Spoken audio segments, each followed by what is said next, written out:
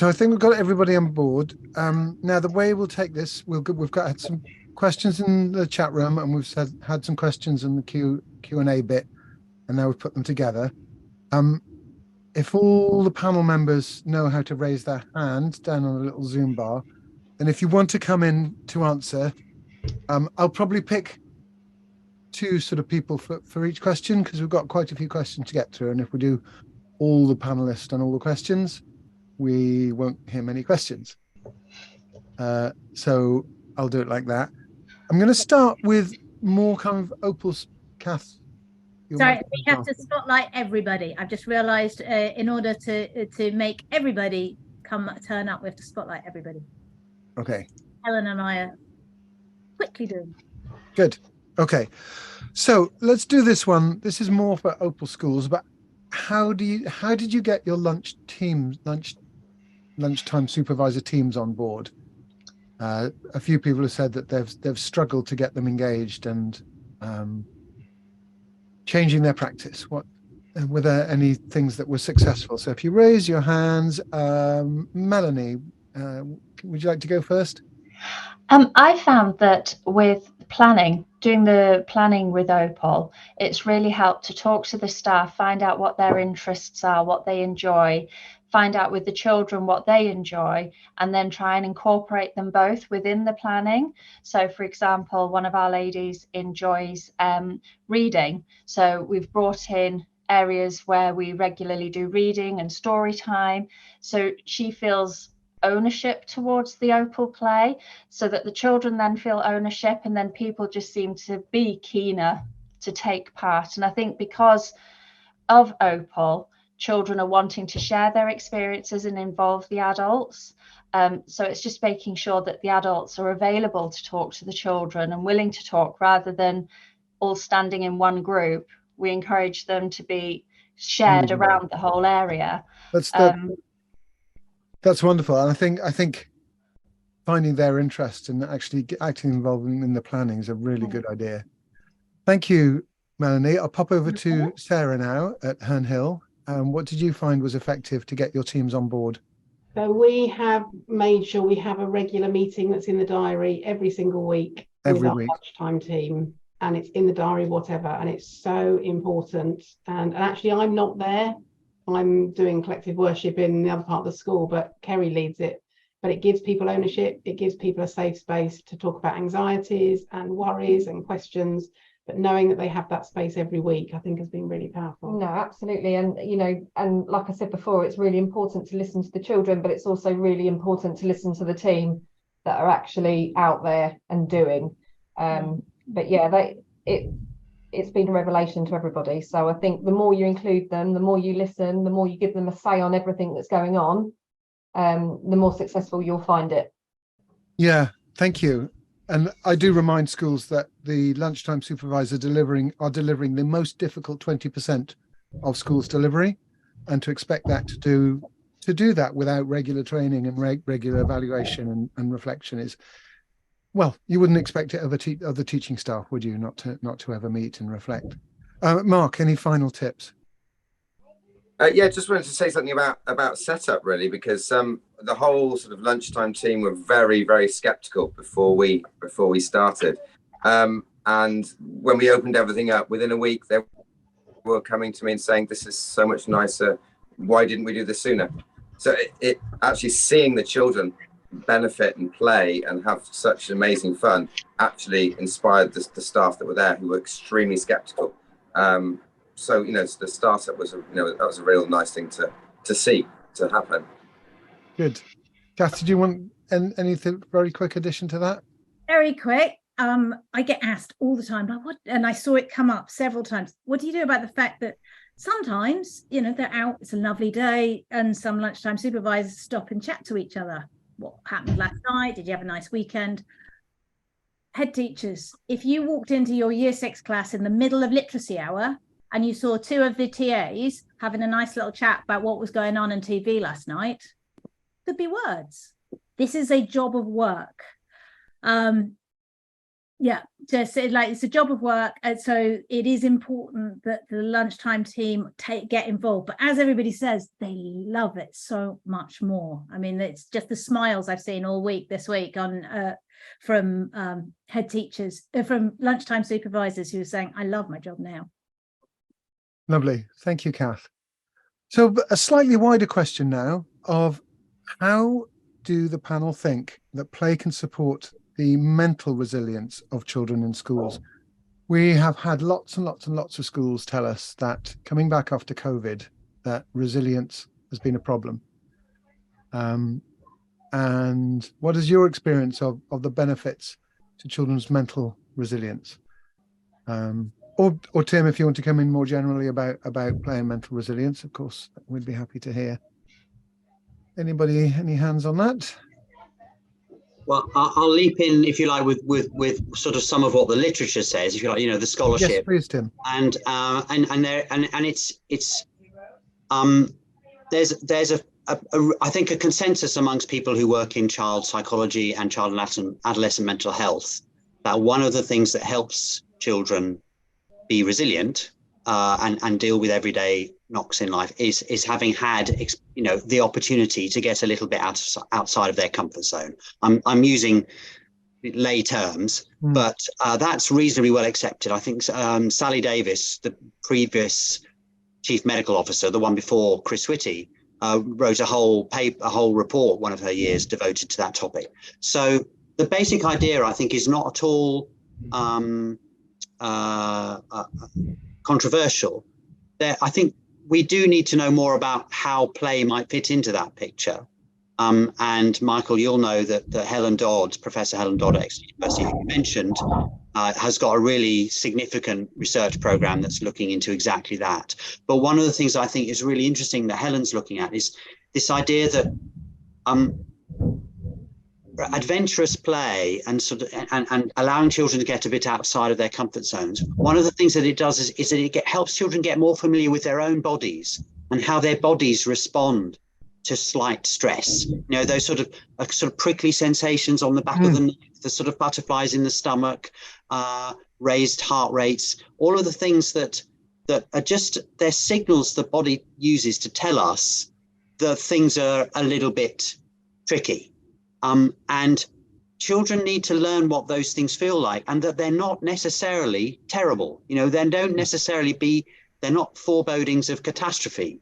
And so her hypothesis, in one sense, is giving children those small doses of challenging experiences helps them learn those bodily sensations and understand them and make sense of them, which then equips them to deal more confidently with challenges as they grow up. Now, people on the call can make their own minds up about all of that. I think it sounds quite convincing and speaks to some of what I think is going on through play, and particularly through the some of the emotionally challenging aspects that we know happen when children play. Children are not always angels. We need to be honest about that. No.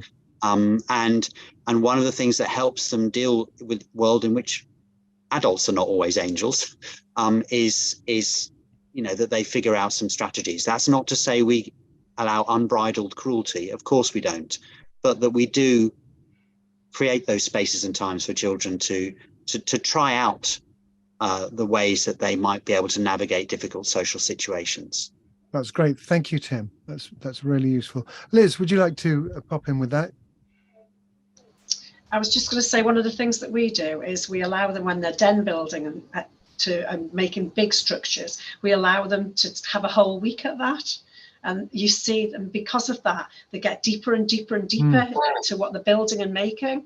And that's when they have to be resilient, because lots of the time, if you make something in an hour and it breaks, well, fair enough. But when you've built something over the period of a week and it breaks, but they still get back and carry on going and trying again. So, I do think it helps their resilience. It's that never giving up, and actually things do go wrong, and that's fine too.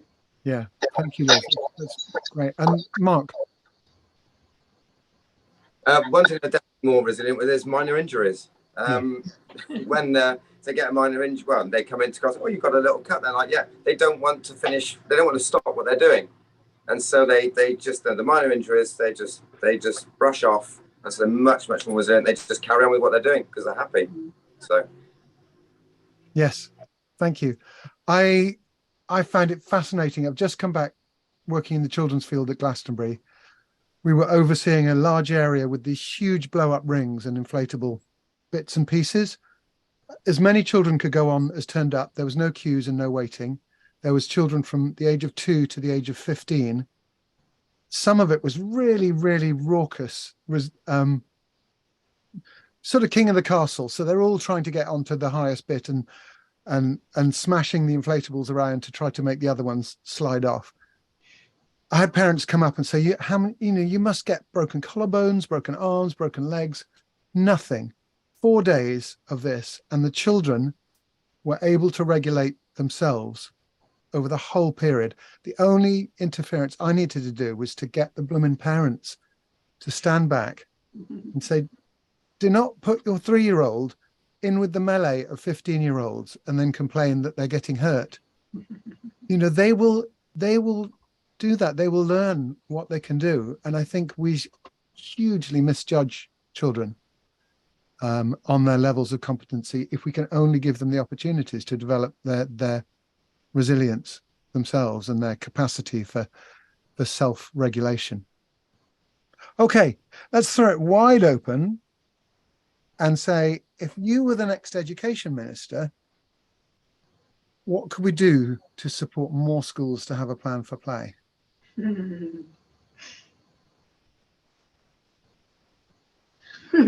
Anyway, Kath, I'm going to. Oh, right. Liz has got her hand up. What would help schools? Every school is. I'm being a bit tongue in cheek here, really, but put it on the Ofsted framework, and then every school would be knocking on your door. Yes. Yeah. I mean, why not? It's been proven that it's so good for children in every single way. I mean, I do think it should be required that every school. I'm not saying that for Opal, Liz. I think there are many ways to do this, but I don't see why schools shouldn't be required to demonstrate how they're providing for their children's needs. Sarah and Kerry, any more tips?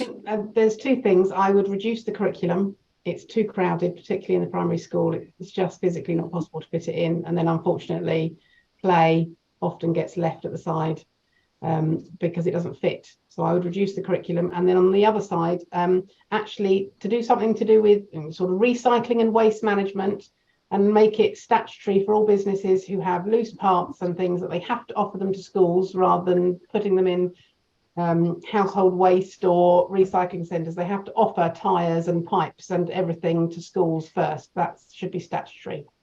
That's a great idea. That was Kerry's idea, not mine. Kerry's idea. I do like that. Those of you that are having to go off, thank you so much for joining us. Please do stay on though. We're not finished yet. But if you are going off, this will be available for recording. Okay. So obviously, Michael, I want to hear what Morningside, like you're middle of Hackney. Come on, yes. we're Hackney. Like, what's Hackney going to say to the next Education Minister, Rachel? Gosh. Because actually this isn't theoretical. We do have contacts with the next Education Minister, possibly. So this is obviously all 3. Yes, Yeah. a possible future Education Minister. So yeah, what are we going to tell them? We're going to tell them to. I agree with reducing the amount of curriculum content we've got in primary schools, allowing us to have freedom to make a little bit more choices about the individual context that we live in, because the children that we teach spend an awful lot of time stuck indoors. I mean, I know that's the same for lots of places, but ours are in particularly small flats with lots of overcrowding. So we need to make different adaptations to the experiences that they have in order for them to get to where they need to be. I suppose we do have the freedom to do that to some extent, but when the framework feels so rigid and we feel so sort of crammed into ticking boxes sometimes, it would be nice for things to be a little bit more open and have a little bit more trust in the professionals that do this day in, day out. Perhaps a little group together where we're welcome to talk about exactly these sorts of things and define where we're moving to next.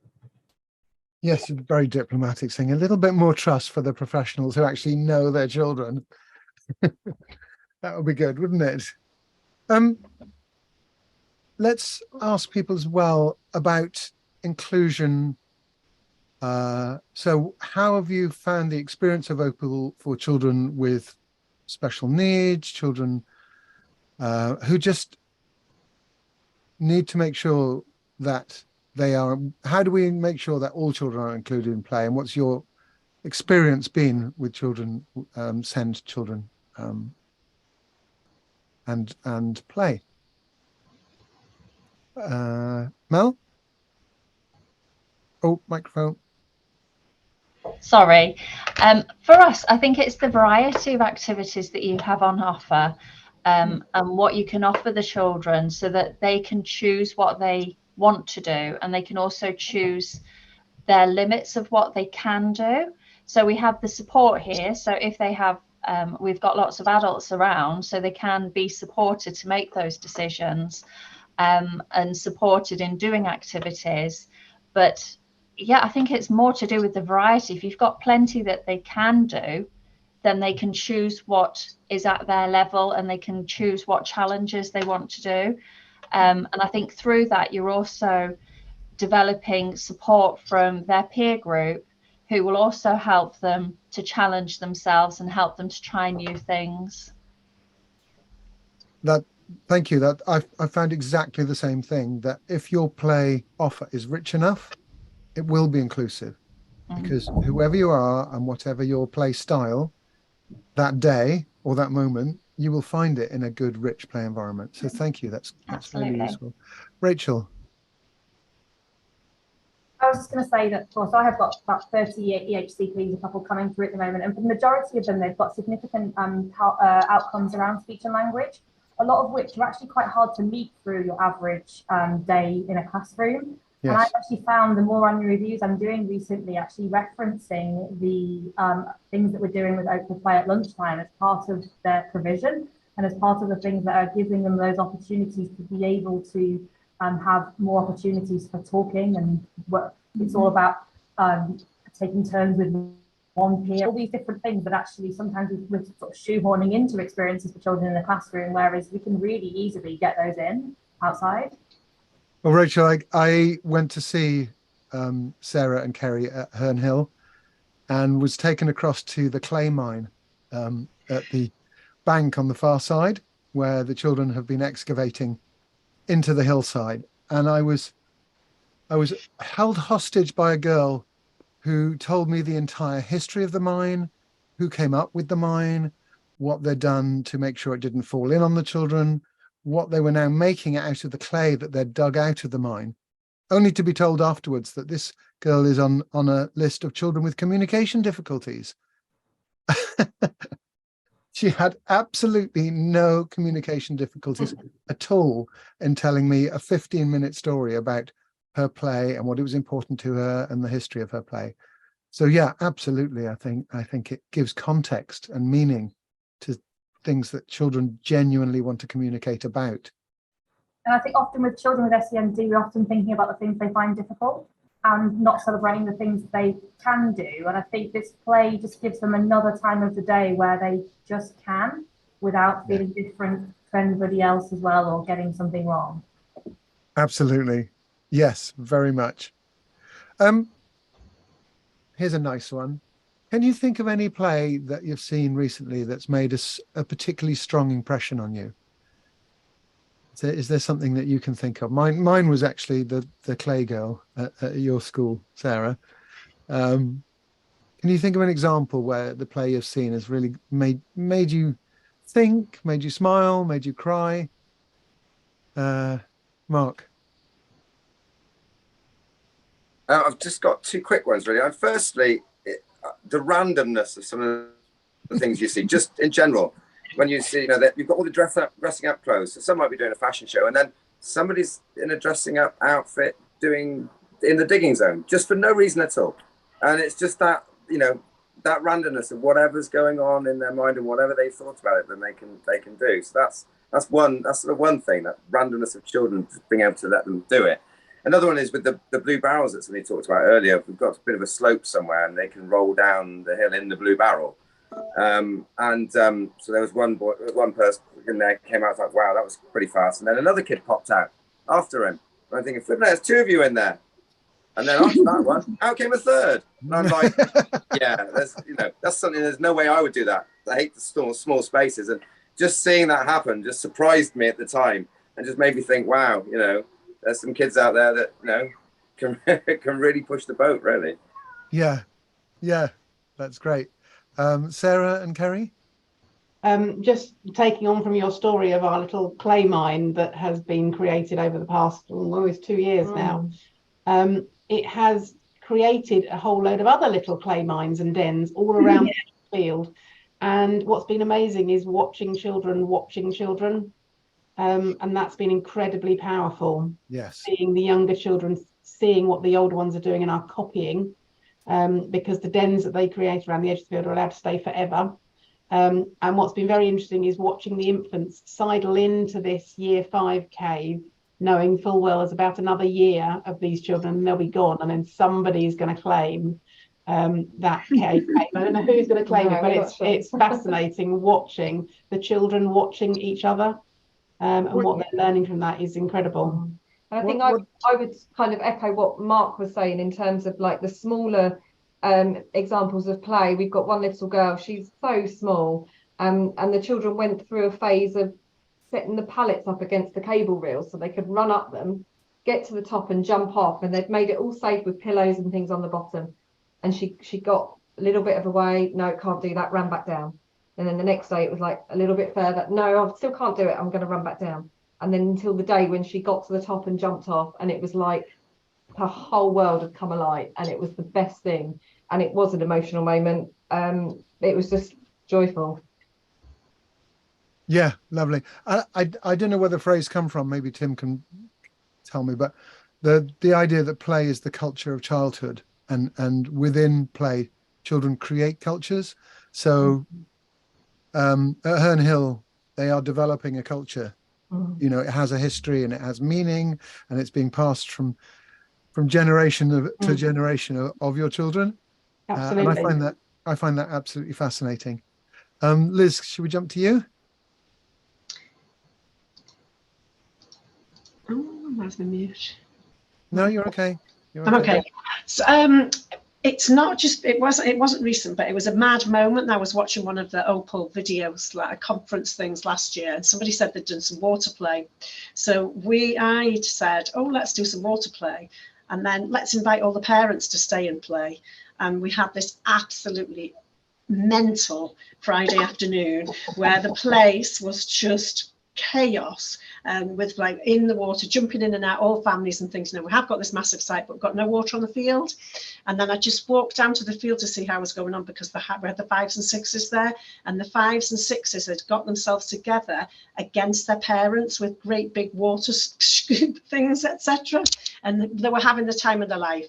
And so we're coming up to that time of the year now, on Opal Stay and Play, and all the children want to do was have water play, and asked, can we have the parents back again, etc. So it was that moment of like community, talking about cohesion and inclusion and just having a great time. And we find, our parents will reluctantly come to reading meetings and things, but all of them come to the Opal things. So that moment in the community is just so much fun. So we're just praying for a sunny day.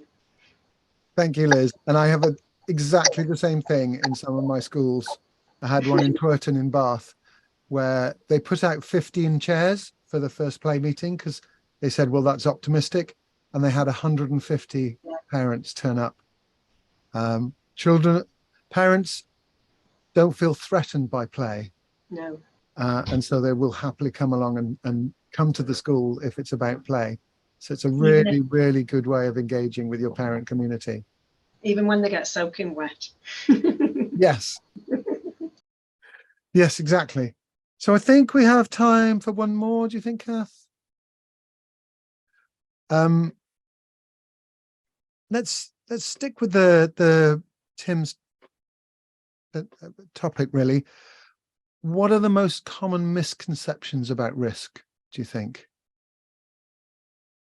What do people miss? I'd quite like to hear all of them, and like with Tim pulling that together. What Okay. what are the things people think?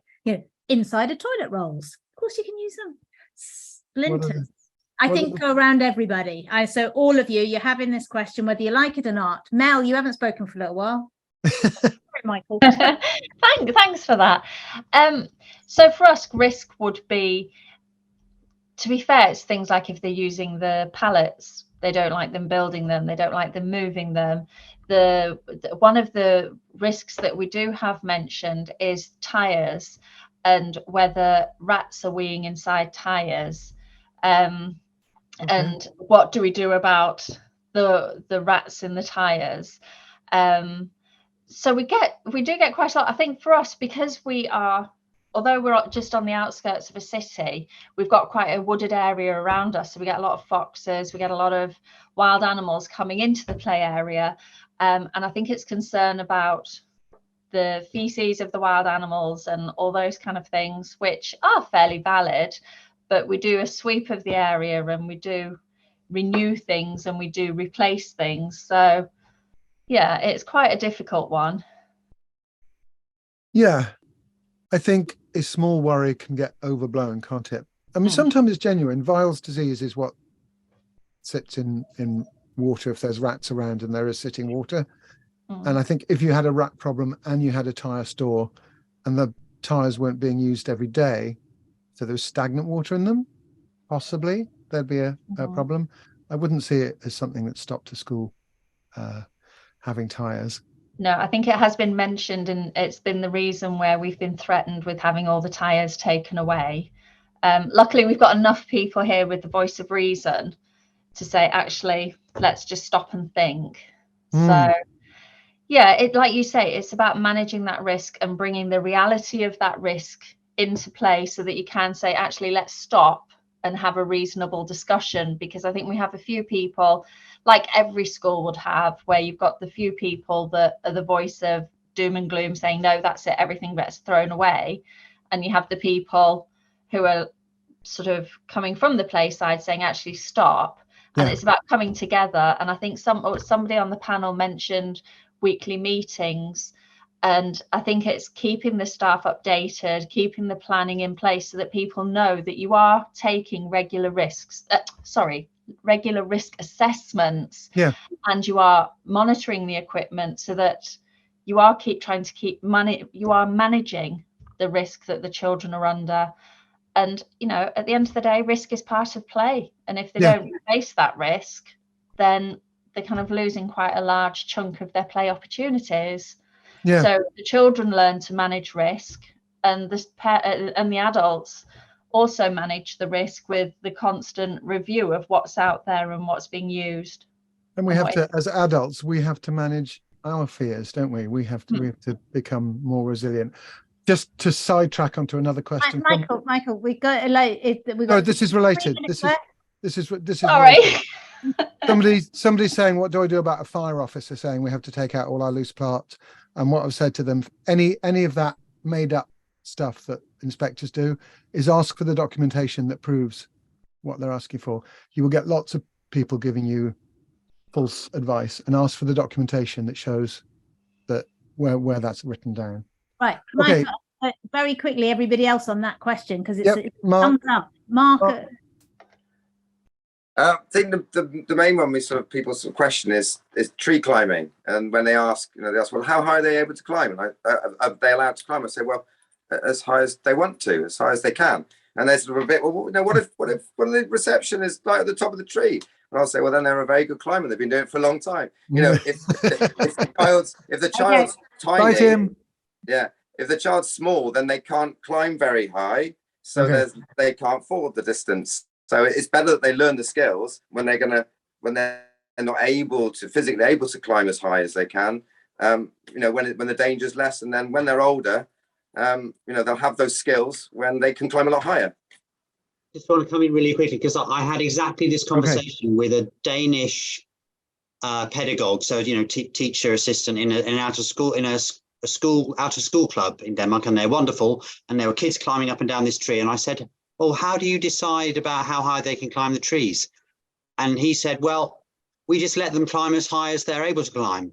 But then he said, apart from that boy, and he pointed to one boy, and he said, when that boy's climbing, one of us keeps a really close eye because we're not sure he is as good at climbing trees as he thinks he is.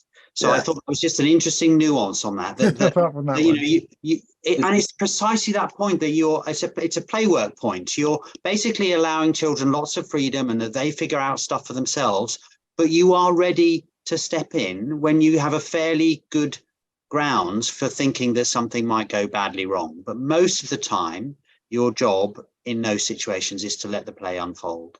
Yes, and you are a school that has children from 4 to 11. They don't have the same skills and competencies, just as they wouldn't in literature. You wouldn't give them all the same book to read. Rachel.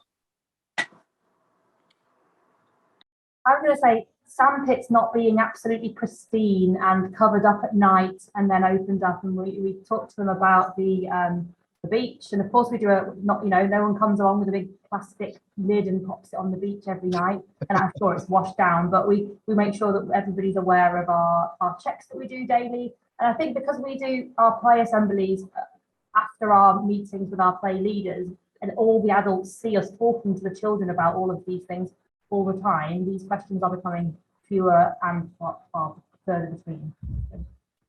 Lovely. Thank you, Rachel. Liz, did you have what are your common misconceptions about risk? I think it's what everybody said, and one of the things I think changed us was the idea of a dynamic risk assessment. So you're actually going out and you're looking at that space. So we've got certain staff in certain spaces and they know.